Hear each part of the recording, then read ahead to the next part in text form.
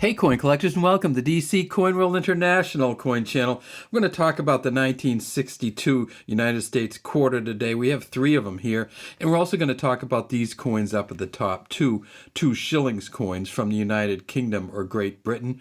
I'm going to talk about why these coins at the bottom are so much more valuable than the coins of the same year from Great Britain. So first, let's just talk about these coins down here. We have three coins here. We have the Denver Mint coin. We have the proof coin from 1962. They did make proof coins in 1962. And remember, in 1962, when they made proof coins, they were from the Philadelphia Mint. And so we see there's no mint mark on the bottom. D for Denver. No mint mark from Philly, but you can tell the difference between these two. This Philadelphia one here is a regular circulating one.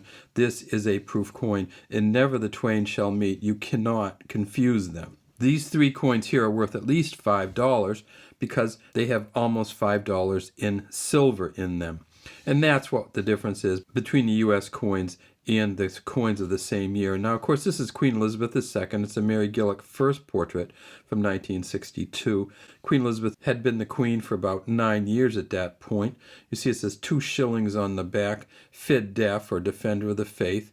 We see there's an English rose in the center. Then around the outside, we see the symbols Northern Ireland, Scotland, and Wales. The leek, the thistle, and the shamrock as we go around the outside. And then in the center is the English rose, the center of England. So England, Northern Ireland, Scotland, and Wales are all represented on the back of this coin. We didn't do that on any U.S. coins until we got to the state quarter series, when every state got its own quarter. This is a copper nickel coin. Copper nickel all the way through. It's not clad at all. Because Britain went away from the silver coins in 1948 for almost all of their currency, they have very little value. And then, of course, in 1969 was the last year that this one could be used. So on December 31st, 1969, this coin got demonetized and is of no value anymore at all, except for a collector's value. And because there's so many of them around, it's not worth much. These three coins here, the Denver, the Philly, and the proof coin from 1962, which was also made at Philly, can have huge values. The regular Philadelphia coin right here can be worth as much as $16,000 if you get it up to Mint State 66 plus. The Philadelphia quarter also comes with two different era coins. They have a double die obverse, which can be worth as much as $3,500, and they have what they call the Type B reverse. But they took the proof reverse, which is a little different than a regular reverse, and put it on the back of a Philadelphia quarter. So let's take a look online at what the difference between the proof or Type B reverse on a regular Philadelphia quarter looks like and what a regular quarter looks like. Here's some photos from the professional grading service website, pcgs.com.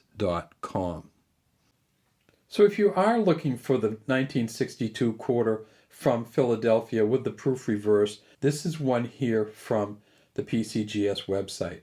And what you do is you go right in and you look and you see right there. If you can see how that leaf touches, this one almost touches, and then this one touches over here, that's the difference between the proof reverse or the Type B reverse and the regular reverse. Now let's look at this coin. You see how it's really faded. It doesn't have the definition, and it doesn't really have the huge touch where it kind of molds right into it. See how that one molds right into the A? This one here kind of almost touches the top. And then if we get over here, we see this one. They don't really touch over here in the same fashion either when you get over to the U.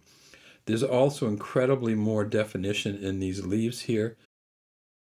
And that's another tell for the proof reverse. You're not going to find many of them out there, but it's always worth looking.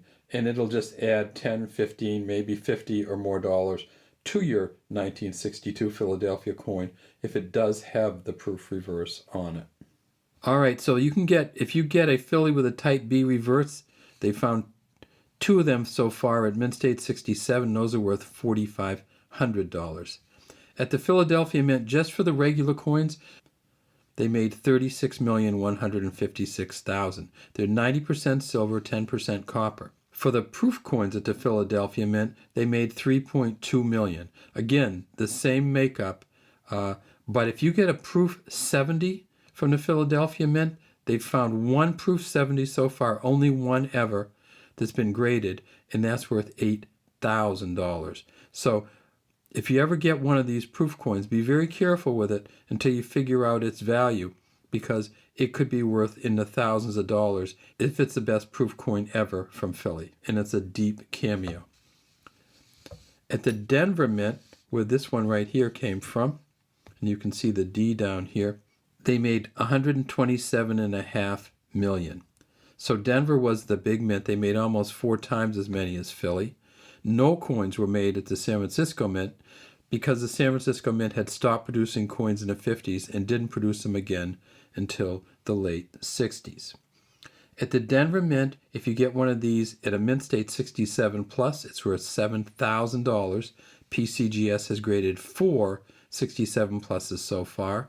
If you get it at a Mint State 65, it's only worth $65.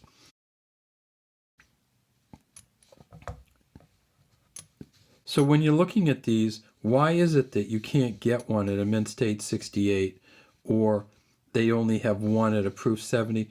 Well, part of that is because in the early 1960s, there weren't enough coins to go around, and the U.S. Mint wasn't producing enough coins for the banks to use for the economy.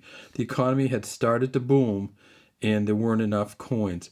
So they really just tried to push through as many as they could, as fast as they could, and they also tried to discourage collectors from getting them. And so in 1962, they weren't worried about the quality of these coins at all. They were just worried about getting as many made as they could and getting them out to the public.